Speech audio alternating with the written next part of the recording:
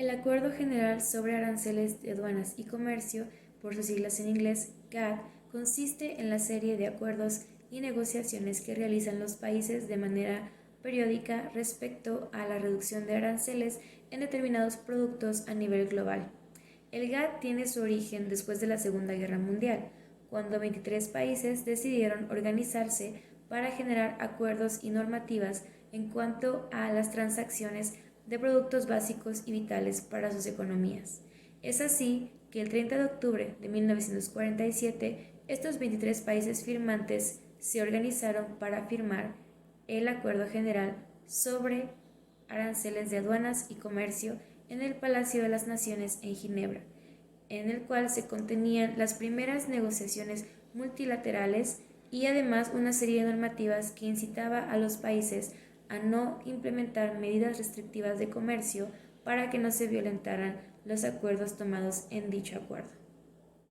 Originalmente, el GATT se constituyó como un instrumento provisional que permitiera poner en práctica la política comercial de la Organización Internacional del Comercio. Es por ello que en noviembre de 1947, 56 países se reunieron en La Habana, Cuba, para discutir el proyecto de la Carta de la OIC. Sin embargo, esta no fue ratificada, lo cual dejó al GATT como el único instrumento que regulara el comercio internacional. Eso sí, añadiéndose a otros dos instrumentos que juntos formarían una tríada de organismos económicos internacionales que fueran a regular el desarrollo de este comercio, siendo los otros dos los que conocemos como el Fondo Monetario Internacional y el hoy Banco Mundial. ¿En qué consisten los principios fundamentales del GATT? El GATT constituye un código de principios que deben ser observados por sus miembros. Para explicar estos principios recurriremos al esquema de Flory, quien sostiene que lo esencial en el GATT es el principio de no discriminación comercial entre sus miembros, que se materializa en la aplicación de la cláusula de la nación más favorecida y la cláusula de tratamiento nacional a todos los productos de cualquier origen que circulen en el territorio de las partes contratantes. Los principios fundamentales son la reciprocidad. Implica que en cada concesión o beneficio que algún miembro logra en el esquema comercial del acuerdo debe ser compensado de alguna forma por el país beneficiario. Nada es gratuito o unilateral. Todo es repartido entre los miembros de tal forma que no existen ni vencedores ni vencidos en el seno del GATT. Otro principio es la igualdad de los estados. El acuerdo supone que todos los miembros tienen el mismo estatus al margen de su poder económico y comercial, de tal suerte que sus derechos y obligaciones deben ser ejecutados mediante el fundamento erga omnes. A diferencia del Fondo Monetario, el GATT es más democrático, pues sigue la premisa de un país, un voto. El siguiente principio es la reducción y eliminación de aranceles y tarifas. Los impuestos a la importación son un principio, los únicos protectores de las industrias nacionales de los países del acuerdo, mismos que una vez consolidados por los miembros deben negociarse y reducirse en forma gradual y paulatina. Los gobiernos no deben intervenir vía restricciones cuantitativas en los intercambios mercantiles. La aplicación de los mercados regulados solo vía tarifas o aranceles aduaneros implica que las mercancías deben circular libremente por territorios de las partes contratantes sin discriminación de origen o procedencia. Esta es una vez que la mercancía ha pagado sus respectivos impuestos en aduana, dicho producto es reputado como de origen nacional. No puede ser objeto de impuestos o de cargas especiales. Dicho principio lógicamente pugna con los conocidos programas de integración industrial que los países en vías de desarrollo diseñan para obligar a las empresas generalmente transnacionales a consumir e incorporar insumos de materias primas de origen nacional.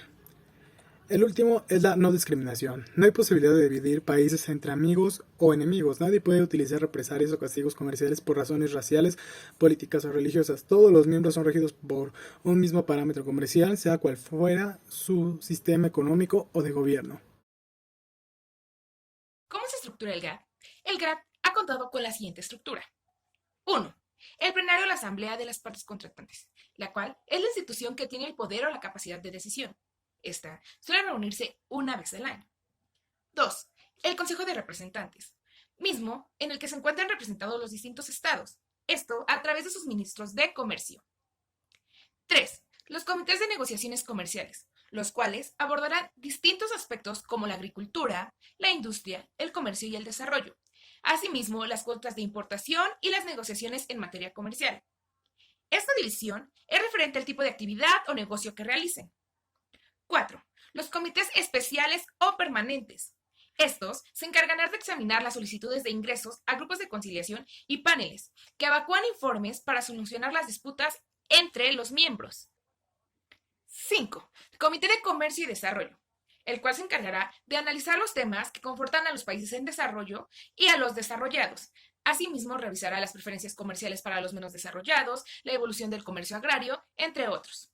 6. El Comité de Negociaciones Comerciales. Este se creó específicamente para la Ronda Tokio, lo cual lo confirmó con un carácter claramente provisional. 7. Los grupos de trabajo, los cuales se encargarán de estudiar en profundidad cualquier tipo de problema relacionado con el comercio que deba afrontar el GATT. 8. Los grupos consultivos, mismos que se pueden entender de tres diversos tipos. Tenemos los consultivos de los 18, el cual fue un órgano deliberante que trataba de cuestiones de comercio internacionales a más largo plazo. También contamos con el Grupo Internacional Consultivo de la Carne, el cual se encargaba de los estudios sobre la oferta y la demanda del producto. Y por último, el Grupo Consultivo Mixto del Centro de Comercio Internacional, UNCTAD del GATT. Posteriormente tenemos a los paneles, los cuales son una reunión de expertos para resolver controversias entre las partes contratantes sin la necesidad de tener que acudir a juicio. Por último, tenemos que cuenta con una Secretaría General, la cual tiene su sede en Ginebra. Son reconocidos a las partes contratantes, es decir, a los países miembros del GATT, representan o recaen más bien en los principios que rigen las relaciones comerciales entre los países y las normas reguladoras de las concesiones otorgadas.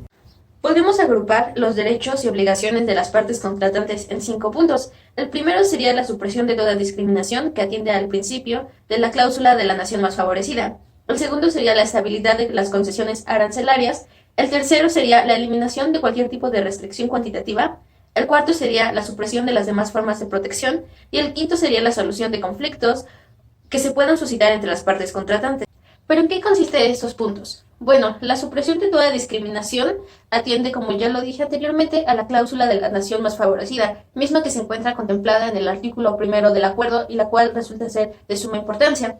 Establece que cualquier ventaja, valor, privilegio o inmunidad concedido a una parte contratante a un producto originario de otro país o destinado a él, será inmediatamente también concedido a los productos similares originarios de los territorios de todas las partes contratantes, es decir, una vez que un país le otorgaba un arancel más bajo a otro país, se los tenía que dar automáticamente a los demás países con los cuales tuviera relaciones comerciales. Es el trato nacional, el cual consistía en que, por ejemplo, una vez que un producto había sido importado o había entrado a un país, debía recibir el mismo trato como si este fuera un producto nacional, ya que ya había pagado respectivamente su arancel y no podía ser objeto de impuestos o de cargas especiales. La estabilidad de las concesiones arancelarias. Esto consiste en que los aranceles que sean negociados por los países miembros que conforman el GATT están obligados a cumplirlos, y esta negociación debe partir de la reciprocidad y de las ventajas mutuas, lo que significa que, por ejemplo, cuando un país acuerda una negociación bilateralmente sobre un arancel, este cae para ambas partes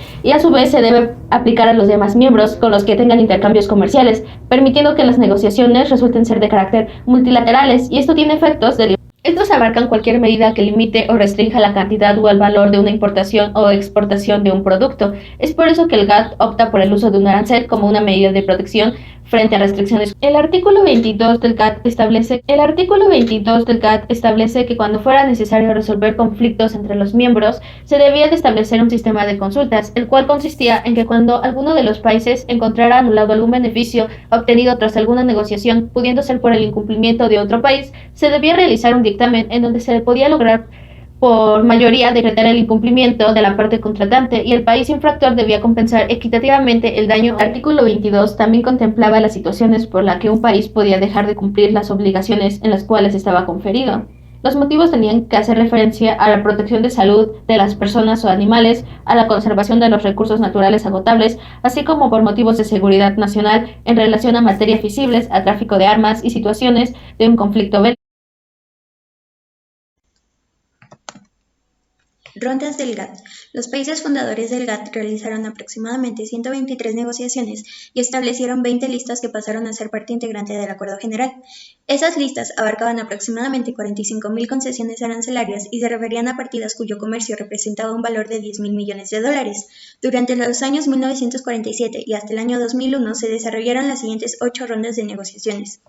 Ronda de Ginebra se celebró en 1947 y su objetivo fue la formación del GATT. Ronda de Annecy, celebrada en 1947 y hasta 1949, permitió la integración de 11 países más al GATT, formando un total de 13 países participantes. Ronda de Torquay, celebrada desde 1950 y hasta 1951, con un total de 38 países participantes, permitió el ingreso de la República Federal de Alemania. Se intercambiaron unas 8.700 concesiones arancelarias que dieron lugar a reducciones de los derechos de aduana en un 25% aproximadamente en comparación con su nivel de 1948. Ronda de Ginebra, celebrada en 1955 y 1956. En total participaron 26 países y su acuerdo principal fue la reducción arancelaria por un valor aproximado de 2.500 millones de dólares. Ronda de Dillon, celebrada durante los años 1960 a 1961, con un total de 26 países participantes. Durante esta ronda, la Comunidad Económica Europea negoció, en nombre de todos sus representantes, una negociación lineal, es decir, reducciones porcentuales idénticas a los aranceles de todos los productos, en vez del método tradicional producto por producto. Ronda Kennedy, celebrada durante los años 1964 a 1967. En total participaron 62 países y esta ronda partió del método producto por producto utilizado en rondas anteriores para llegar a un método general o lineal de reducción de los aranceles aplicados a los productos industriales. Se concertaron acuerdos separados para los cereales y los productos químicos y un código antidumping. Ronda Tokio, celebrada durante los años 1973 a 1979, con la participación de 99 países. Se discutieron temas como las salvaguardas, el neoproteccionismo, la asistencia técnica a los países subdesarrollados, pero sobre todo se hizo una revisión a los acuerdos originales firmados en 1948, de tal forma que se ajustaron a las situaciones imperantes en la década de los 80. Con ellos se crearon diversos acuerdos denominados autónomos, es decir, que a pesar de ser miembros del GATT, los países podían decidir si participaban en ellos o no. Dichos acuerdos fueron en materia de licencia de importaciones, valoración aduanera, antidumping, subsidios y derechos compensatorios, compras del sector público y obstáculos técnicos al comercio. Por último, la Ronda de Uruguay, celebrada durante los años 1986 a 1994, iniciada por los ministros de los países miembros del GATT el 20 de septiembre de 1986 en Punta del Este, Uruguay. A medida de los años 1990, participaban en la ronda unos 105 países. Los resultados de esta negociación fueron los siguientes. Los países desarrollados se comprometieron a reducir sus aranceles en un 40% en un periodo de 5 años para los productos industriales y de 6 para los productos agrícolas. Los países en desarrollo reducirían sus aranceles en un 30%, en un plazo de 5 años y un 10% para los agrícolas. Algunos países acordaron la eliminación total de aranceles en diversos sectores, tales como cerveza, farmacéuticos, químicos, entre otros.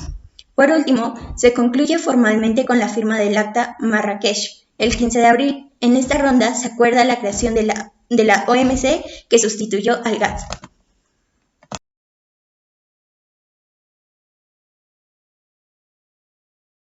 El protocolo de adhesión de México al GATT.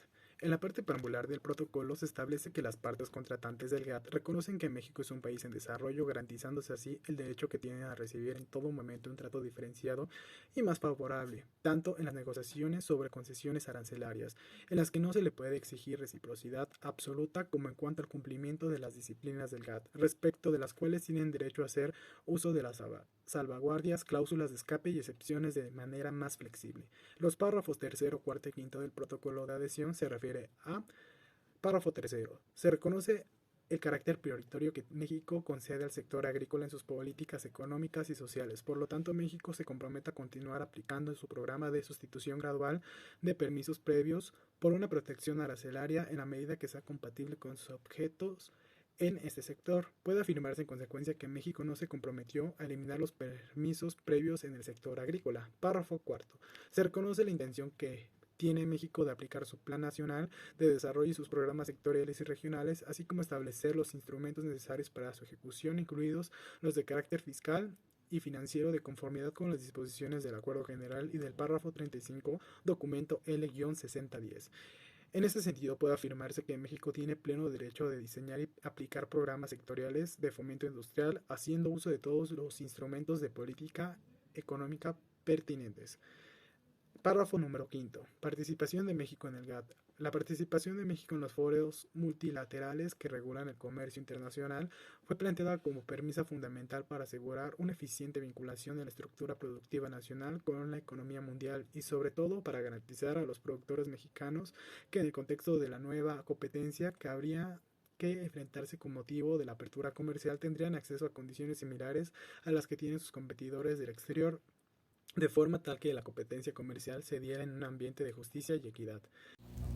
El protocolo de adhesión, suscrito por el Poder Ejecutivo en ese entonces Miguel de la Madrid, queda finalmente efectuado el 26 de agosto de 1986. Posteriormente, el 4 de agosto, se publica en el Diario Oficial de la Federación el decreto de aprobación del acta sobre la ronda de Uruguay del GATT, en la cual participó por primera vez México. Y el 30 de diciembre de 1994 entra en vigor todos los acuerdos a los que llega. Los derechos que México obtuvo tras formar parte del GATT fueron el reconocimiento por parte de 95 países que ya conformaban en ese entonces el GATT, en donde establecía que México debía desarrollar su Plan Nacional de Desarrollo, reservando una sobretasa en el sector de papel, de petroquímicos, de celulosa, de bienes de capital industrial, de alimentos, de calzado, de textiles, de hierro, de acero, de electrodomésticos y de productos eléctricos, tasa en el sector de papel, de petroquímicos, de celulosa, de bienes de capital industrial, de alimentos, de calzado, de textiles, de hierro, de acero, de electrodomésticos y de productos eléctricos, así como también se le reconoció como un país en desarrollo, el cual le permitía tener ciertas ventajas. Finalmente, en acceso a mercados, México se vio más favorecido en la ronda de Uruguay, en donde se negoció que México tenía que eliminar alrededor del 30% de sus aranceles en un plazo de 10 años, mientras que, por ejemplo, países desarrollados tenían que eliminar alrededor de un 40% de sus aranceles en un plazo de 5 años. El Grupo Banco Mundial es una de las principales fuentes internacionales de financiamiento y conocimientos para los países en desarrollo. Las 5 instituciones que lo integran tienen el compromiso común de reducir la pobreza, aumentar la prosperidad compartida y promover el desarrollo sostenible. A través de estas instituciones, el Grupo Banco Mundial proporciona financiamiento, asistencia técnica, seguro contra riesgos políticos y solución de diferencias a las empresas privadas, incluidas instituciones financieras. Es por lo anteriormente expuesto que su integración al GATT fue de vital importancia, debido a que en las rondas de Kennedy, Tokio y Uruguay, todos los acuerdos fijados tenían como objetivo beneficiar a los países en desarrollo, y uno de los países beneficiados fue México, debido a que, a pesar de no haber participado en las reducciones arancelarias de la ronda de Uruguay, se benefició de las concesiones otorgadas por los países participantes en virtud del principio de la nación más favorecida.